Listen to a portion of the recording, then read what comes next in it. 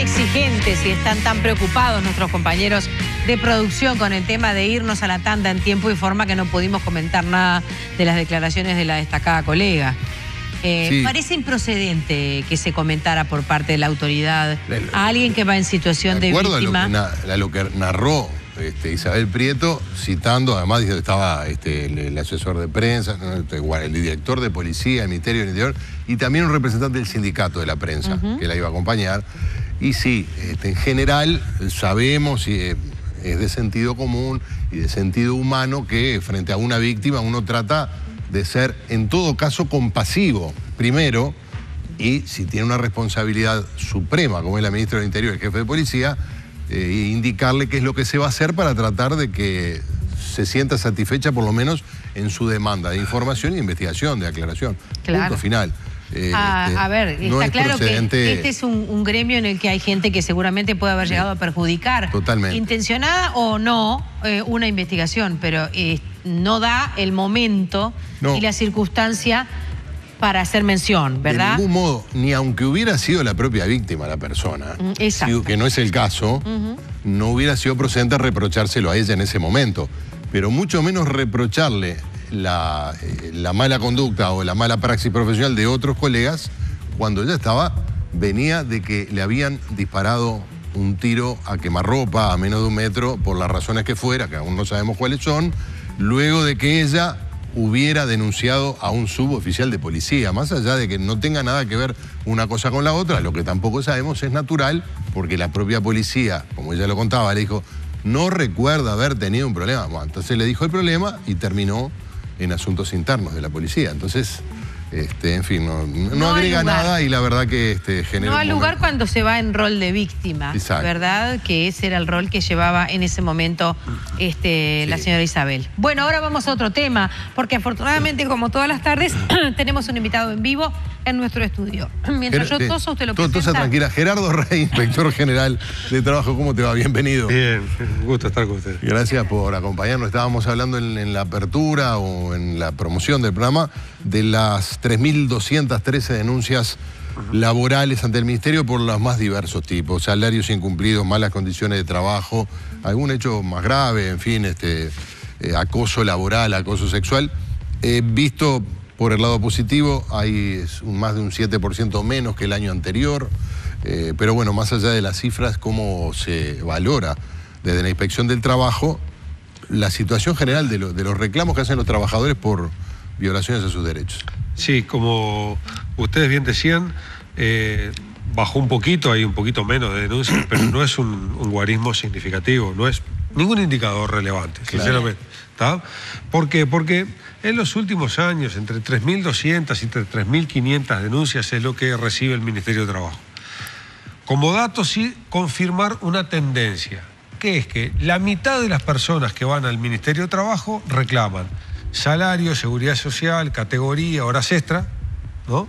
Un 35% salud y seguridad en el trabajo, que va desde un andamio en mal estado hasta vestuario, servicio de bienestar, elementos de protección personal. Y después hay un 15% que nosotros llamamos de derechos fundamentales. Dentro de los derechos fundamentales, lo que más hay es el acoso laboral. Pero lo más importante, las que tienen prioridad, son la represión sindical y el acoso sexual. Es decir, todas las denuncias se transmitan, no todas se transmitan de la misma manera. Hay denuncias que, por lo que está denunciando el trabajador, llevan una prioridad distinta. Claro. Esa es básicamente la composición y no ha cambiado. O sea, han bajado un poco la cantidad de denuncias, pero no ha cambiado su composición. Gerardo, y dentro de los subrubros que tú planteas, ¿hay algún indicador que muestre el crecimiento pienso, en los temas de acoso, digamos que son de aparición reciente o relativamente reciente, probablemente tengan que ver con sensibilidades que antes no teníamos frente a situaciones que considerábamos normales y que no lo eran?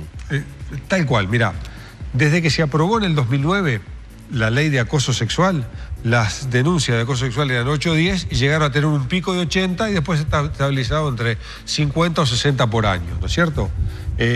Los expedientes de acoso sexual, además, no todos terminan, no todos terminan probándose. Claro. Pero aún en los que hay prueba, no todos terminan con una sanción al empleador. Porque ¿cuál es el enfoque que tiene el Ministerio de Trabajo?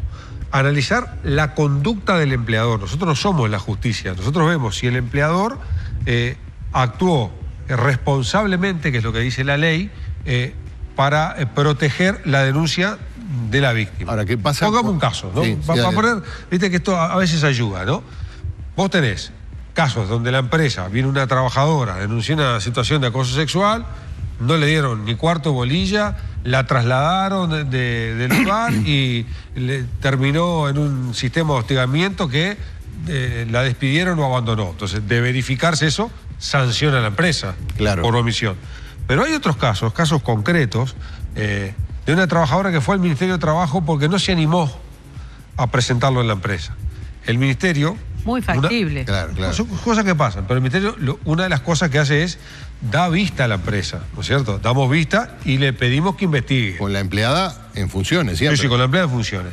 Y hay empresas que toman en conocimiento de la situación a través del Ministerio, realizan la investigación, comprueban que hubo un acosador, al acosador lo sancionan, lo despiden en algún caso, y luego vienen empresa y la trabajadora a decir...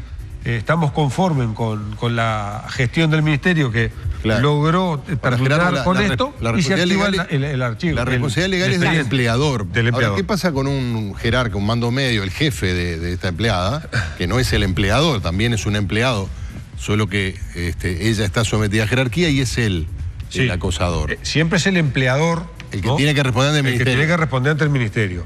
Lo que pasa es que a veces, justamente, el Ministerio tiene que llevar adelante la investigación porque la empresa protege al empleador y en esos casos, cuando se verifica, hay sanción a la empresa. Claro. Sí, está claro. Así se trabajan en el acoso sexual. No quiero estar en esos zapatos de esa persona mientras, después que hizo la denuncia, porque no se atrevió a hacerla en la propia empresa, la empresa es notificada y transcurre la investigación. Sí. Siempre ahí hay un lado que es el lado más débil, que es la persona denunciante. El victimario, ¿no? Sí. El tema es que hay que... no, la víctima, quiero decir. La víctima. Bien. El asunto es de que hay que tener relativo equilibrio en que hay que proteger a la persona que denuncia, pero también tenés que proteger los derechos de la empresa... hacer su descargo. Tiene que haber equilibrio, ¿cierto? Por supuesto. Entonces, lo que a veces sugerimos nosotros es tomar medidas de precaución. Por ejemplo, mientras usted sustancia esta investigación, separe a las personas del lugar donde si trabajan en común, por ejemplo. Otro fenómeno que se da particularmente en el acoso sexual es que el victimario, ahora sí, se cuida de no tener testigos. Sí, claro. Cuando tú vas a acosar, tratás, ¿no? Hay algunos que son unos nabos, ¿no? Pero en general, una de las dificultades es que es difícil de verificar. Pero bueno, ahí tenemos un equipo de gente especializada. Por ejemplo, hay abogadas del Ministerio que han hecho una especialización en género que le dan la profesionalidad y es bueno saberlo. Todos los inspectores de trabajo y todos los abogados del Ministerio de Trabajo que trabajan en la inspección de trabajo trabajan en el régimen de exclusividad. Es decir, no hay ningún inspector de trabajo ni ningún abogado de la inspección de trabajo que tenga otro trabajo, salvo la docencia, que en el Ministerio. No pueden asesorar empresas, no pueden asesorar sindicatos, no pueden hacer ningún otro ejercicio profesional, aún no sea del derecho laboral. Y este régimen, me parece que es un régimen que el Uruguay lo pondera cuando tú lo conversas con otros países.